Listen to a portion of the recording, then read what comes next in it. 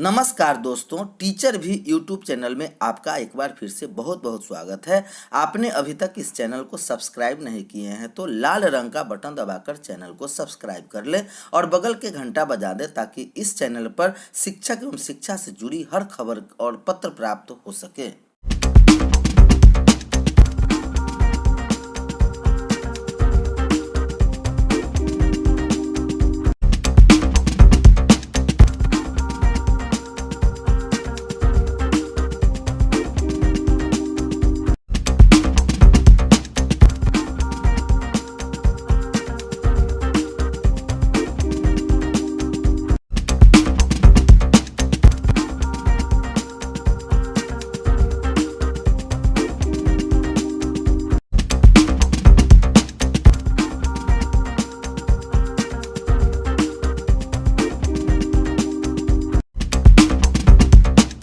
स्थापना पर 5,000 का जुर्माना। यह खबर शेखपुरा से आ रही है, जहां जिला सेवा अधिकार अधिनियम के तहत बुधवार को डीएम सावन कुमार ने कई लंबित बड़े मामलों की सुनवाई की। शिक्षिका राहत जबीन के वेतन संबंधी मामले की सुनवाई के समय अनुपस्थित रहने पर शिक्षा विभाग के स्थापना डीपीओ सतीश प्रसाद सिंह ने 5,000 रुपए का जुर्माना किया है।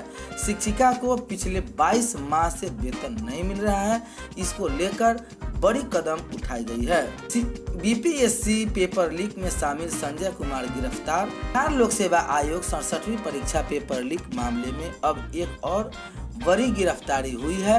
आर्थिक अपराध इकाई ईओयू की टीम ने पेपर लीक में शामिल संजय कुमार को गिरफ्तार कर लिया है। इसकी गिरफ्तारी पटना कदमकुआं थाना के मछुआ टोली इलाके में मछली मार्केट के पास से हुई है। वैसे ये मूल रूप से गया जिले के डेलहा थाना के तहत नया कॉलोनी का रहने वाला है। यह सेंटर्स गैंग का एक्टिव मेंबर है। बताया जा रहा है कि गैंग में संजय के 2 महत्वपूर्ण रोल का पता चला है। इसका पहला रोल यह है कि अपने गैंग के लिए एक क्लाइंट के तौर पर कैंडिडेट ढूंढ कर लाता है, रुपए लेकर इसकी सेटिंग करवाता है। या दूसरा रोल यह है कि एग्जाम में असली कैंडिडेट के बदले डमी कैंडिडेट बनकर पेपर लिखता है। आर्थिक अपराध इकाई के मुताबिक जांच में यह बात सामने आई है कि 8 मई को बीपीएससी के 67वीं पीटी में भी यह दूसरे कैंडिडेट के बदले एक सेंटर पर परीक्षा दे रहा था। वहीं जब पेपर लीक का मामला सामने आया तब से शातिर संजय कुमार फरार चल रहा था। 28 मई को इस मामले में ईओयू की टीम ने अररिया जिले में छापेमारी कर कामा अंचल के राजस्व पदाधिकारी राहुल गिरफ्तार किया था। इन दोनों के बीच कई बार बातचीत हुई थी। कॉल डिटेल खंगालने पर इस बात से सबूत मिले थे। ईओयू की तरफ से संजय को गिरफ्तार किए जाने की पुष्टि कर दी गई है। वही इस मामले में यह 11वीं गिरफ्तारी है। वही बात यह है कि गिरफ्तार किया गया संजय फरार चल रहे सेंटर्स गैंग के सरगना आनंद गौरव उर्फ पिंटू यादव का साथी है। पेपर लीक करने में आनंद गौरव के साथ ही संजय का महत्वपूर्ण रोल था। यह बात ईओयू के जांच में सामने आ चुकी है। इससे किए पूछताछ में कई अहम बातें सामने आई है। अब डीयू में दूरस्थ शिक्षा से करियर प्रबंधन की पढ़ाई। SOL की MBA कोर्स चलाने के लिए AICTE से मिली मंजूरी। दिल्ली विश्वविद्यालय में दूरस्थ शिक्षा से मैनेजमेंट की पढ़ाई करने का इंतजार खत्म होने जा रहा है। DU के school of open learning SOL को शैक्षणिक सत्र 2022-23 से MBA कोर्स चलाने के लिए online all India counselling of technical education AICTE से मंजूरी मिल गई है। AICTE ने कोर्स के लिए 20,000 सीटों की मंजूरी दी है। हालांकि अभी SOL को डिस्टेंस एजुकेशन बोर्ड DEB की मंजूरी का इंतजार है। यह मंजूरी मिलते ही दाखिला प्रक्रिया शुरू हो जाएगी। कैंपस ऑफ ओपन लर्निंग के निर्देशक प्रोफेसर पायल मांगो के अनुसार AICTE से open and distance learning mode में MBA कोर्स के लिए मंजूरी मिल गई है।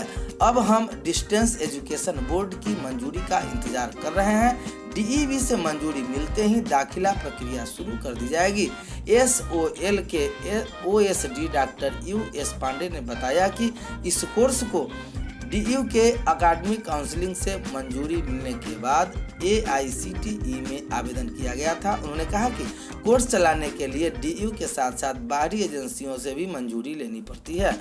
अब हम शैक्षणिक सत्र 2022-23 से इसे शुरू करने की तैयारी कर रहे हैं। शुरुआत में 1000 या 1500 सीटों पर दाखिले लिए जाने की योजना है।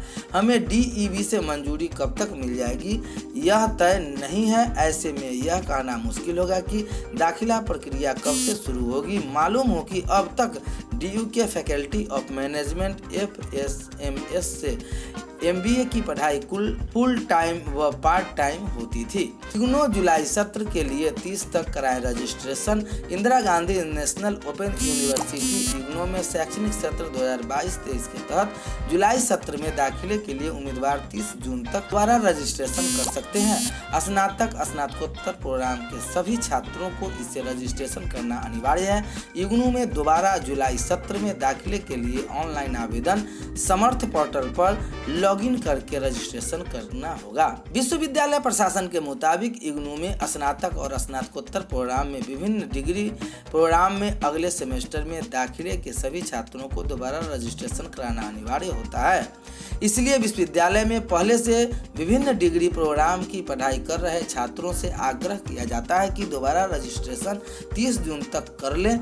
इसके लिए हमें सबसे पहले समर्थ पोर्टल पर https:/ignou.samarth.edu.in पर जाकर रजिस्ट्रेशन करना होगा। इसके बाद ही छात्र दोबारा ऑनलाइन आवेदन पत्र भर सकते हैं।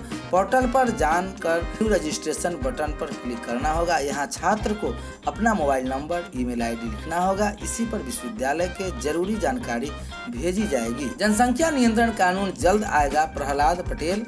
केंद्रीय मंत्री प्रहलाद सिंह पटेल ने कहा कि जनसंख्या नियंत्रण कानून जल्द ही आएगा। जब विगत में इस तहत के मजबूत और बड़े फैसले लिए जा चुके हैं तो अन्य फैसलों को लेकर संशय नहीं होना चाहिए। ICAR national institute of biotech state management संस्थान में गरीब कल्याण सम्मेलन में भाग लेने के लिए वह रायपुर पहुंचे थे। जम्मू कश्मीर में आतंकियों द्वारा लोगों की हत्या किए जाने पर उन्होंने कहा कि लोग अनुच्छेद 270 हटाए जाने के बाद की स्थिति की बात करते हैं तो इनके हटने से पहले का जो समय था उससे वर्तमान की तुलना करें। पटेल ने इस दौरान राज्य में सत्ताधारी दल कांग्रेस पर भी निशाना साधा। कहा कि यहाँ कुछ केंद्रीय योजनाओं का काम अधूरा है। छत्तीसगढ़ में जल जीवन मिशन का 23% कार्य हुआ है, जबकि देश में औसतन 50% कार्य हो चुका है। इससे पहले गरीब कल्याण सम्मेलन में केंद्रीय मंत्री ने कहा कि मोदी सरकार का मूल मंत्र सेवा, सुशासन और गरीब कल्याण है।